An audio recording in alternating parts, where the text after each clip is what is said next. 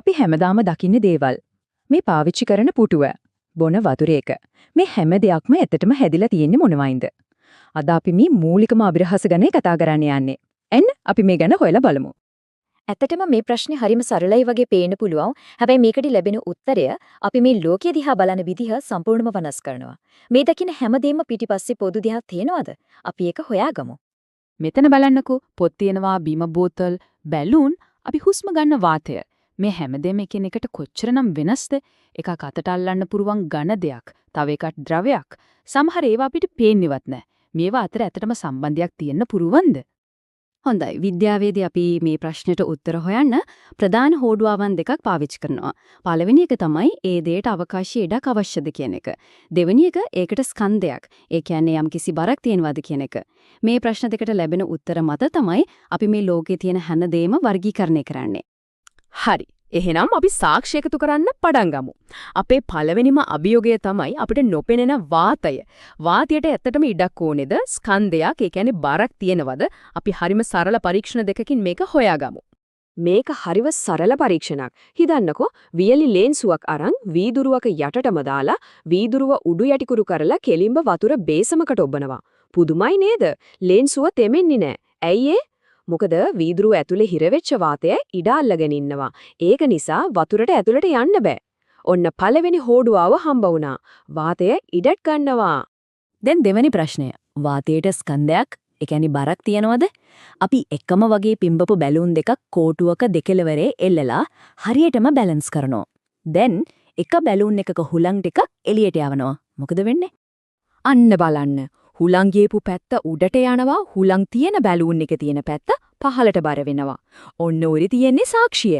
මේකෙන් ඔප්පු වෙනවා ඒ පිට වෙලා ගිය වාතයට ස්කන්ධයක්, ඒ කියන්නේ බරක් තිබුණා කියලා. ඉතින් අපේ දෙවෙනි හෝඩුවාවත් හරි. හරි. දැන් අපිට තියෙන සාක්ෂිත් එක්ක අපේ වටේ තියෙන හැමදේම ප්‍රධාන වර්ග දෙකකට බෙදන්න පුළුවන්. එකක් තමයි පදාර්ථය, අනික ශක්තිය. මේක හරිම පැහැදිලි. ස්කන්ධයක් තියෙන අවකාශය ඉඩක් ගන්න ඕනම දෙයක් තමයි අපි පදාර්ථය කියලා හඳුන්වන්නේ. උදාහරණ විදියට පෑන, වතුර අපි දැන් ඔප්පු කරපු විදියට වාතයත් පදාර්ථයක්. එතකොට අනිත් පැත්ත ස්කන්ධයක් නැති ඉඩක් ගන්න නැති දේවල් තමයි ශක්තිය කියන්නේ. හරියට ආලෝකය, තාපය, ශබ්දය වගේ දේවල්. හරි. එහෙනම් අපි ශක්තිය කියන මාතෘකාව පොඩ්ඩකට පැත්තකින් තියමු. අපි පදාර්ථය ගැන තව ටිකක් ගැඹුරට කතා කරමු. පදාර්ථය අපිට ප්‍රධාන භෞතික අවස්ථා තුනකින් හම්බ වෙනවා. පළවෙනි එක තමයි ඝන. ඝන දේවල් වලට නිශ්චිත ලේසියෙන් වෙනස් කරන්න බැරි හඩයක් තියෙනවා. ඒ වගේම නිශ්චිත පරිමාවකුත් තියෙනවා. ඒ කියන්නේ ඒක ගන්න ඉඩ ප්‍රමාණය නියතයි. ගඩොලක්, ගලක් වගේ දේවල් ගැන හිතන්නකෝ. දෙවැනි අවස්ථාව තමයි ද්‍රව. ද්‍රව වලට නිශ්චිත හැඩයක් නැහැ. ඒක දාන භාජනීය හැඩය තමයි ගන්නෙ. හැබැයි ඒවට නිශ්චිත පරිමාවක් තියවා. හිතන්නකෝ වතුර මිලිලීටර් 100ක් වීදුරකට දැම්මත් බෝතලයකට දැම්මත් පරිමාව වෙනස් වෙන්නේ නැහැ. තුන්වෙනි අවස්ථාව තමයි වායු. වායු වලට නම් නිශ්චිත හැඩයක්වත් නැහැ, නිශ්චිත පරිමාවකුත් නැහැ. වායුවක් දාන ඕනම භාජනයක හැඩය ගන්නවා වගේම ඒ භාජනය සම්පූර්ණයෙන්ම පිරෙනකල් පැතිරිලා යනවා.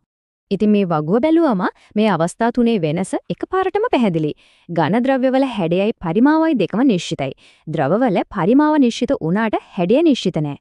වායුවල නම් හැඩයවත් පරිමාවවත් නිශ්චිත නැහැ. හරි. දැන් අපි ආයමත් ඝන ද්‍රව්‍ය දිහාට හැරෙමු. මොකද හැම ඝන ද්‍රව්‍යයක්ම එක වගේ නෙවෙයි. ඒ හැම එකකටම ආවේනික වුණු විශේෂ ගුණ තියෙනවා. අපි මේවට සුපිරි බල කියලා කියමුකෝ. පළවෙනි සුපිරි බලය තමයි දැඩි බව. ඒ කියන්නේ යම් ද්‍රව්‍යයක් සීරීමට, කැපීමට හෝ ගෙවී යාමට කොච්චර විරුද්ධ වෙනවද කියන එක. මේ ලෝකයේ තියෙන දැඩිම ද්‍රව්‍යයක් තමයි දියමන්ති. ඊළඟට ආහාරණීයතාවය. මේකේ තේරුම තමයි මිටියකින් තලනකොට කුඩු වෙන්නේ නැතුව තුනී තහඩු බවට පත්වෙන තියෙන හැකියාව. ලෝහ තහඩු හදන්නේ මේ ගුණය පාවිච්චි කරලා තමයි. තන්්‍යතාව කියන්නේ ඒ වගේම ගුණයක්. මේ තමයි කැඩෙන්නේ නැතුව දිග කම්බි විදියට අදින්න පුළුවන් හැකියාව. විදුලි රැහැන් වලට තඹ කම්බි යොදා ගන්නේ ඔන්න ඔය ගුණය නිසා. ප්‍රත්‍යස්තතාව කියන්නේ නම් අපිට හුරු පුරුදු දෙයක්. ඒ කියන්නේ යම් දෙයක් ඇදුනට පස්සේ ආපහු මුල් හැඩයට මෙන්න තියෙන හැකියාව. ඉතින් රබර් පටි තමයි මේකට හොඳම උදාහරණය. අන්තිමට බංගුරතාව. මේකේ තේරුම තමයි පොඩි බලයක් යදුවත් ලේසියෙන්ම කැඩිලා යන කුඩු වෙලා යන ගතිය. වීදුරු, අඟුරු වගේ දේවල් තමයි මේකට හොඳම උදාහරණ. ඉතින් මේ විද්‍යාත්මක ගුණාංග ගැන දැනගෙන ඉන්නකේ තීරුම මොකක්ද? ඇත්තටම මේ දැනුම පාවිච්චි කරලා තමයි අපි අපේ මුළු ලෝකයම නිර්මාණය කරගෙන තියෙන්නේ. පොඩ්ඩක් හිතන්න ගෙයක් හදනකොට එකම ද්‍රව්‍යයක් පාවිච්චි කරන්නේ නෑ නේද? ඇයි ඒ? මොකද හැම කාර්යයකටම ගැළපෙන විශේෂ සුපිරි බලයක් තියෙන නිවැරදි ද්‍රව්‍යයක් තියෙනවා. බලන්නකෝ ගොඩනැගිල්ලක රාමුවට ශක්තිමත් තෙඩි බව සහ තන්්‍යතාවය තියෙන වාහනේ පාවිච්චි කරනවා. ජනේලවලට බංගුර වුණත් ආලෝකය එන්න පාරදර්ශී වීදුරු දානවා. වතුර කාන්දු වෙන්න එක නවත්තන්න ප්‍රත්‍යස්ත ගුණය තියෙන රබ සීල් දානවා. ලස්සන ආභරණ හදන්න ආහාන්‍යතාවය සහ තන්්‍යතාවය තියෙන රත්තරන් වගේ ලෝහ යොදා ගන්නවා. මේ හැම තේරිමක් පිටුපසම විද්‍යාවක් තියෙනවා. ඉතින් අපේ ගවේෂණය මෙතනින් අවසල්. නමුත් දැන් පොඩ්ඩක් වටපිට බලන්න. පේන හැම දෙයකම හැංගිලා තියෙන මේ ද්‍රව්‍යමය සුපිරි බල මොනවද? මේ පාවිච්චි කරන දුරකථනය, මේ ඇඳගෙන ඉන්න ඇඳුම, ඒ හැම දෙම පිටුපස තියෙන විද්‍යාව දැන් පැහැදිලි ඇති.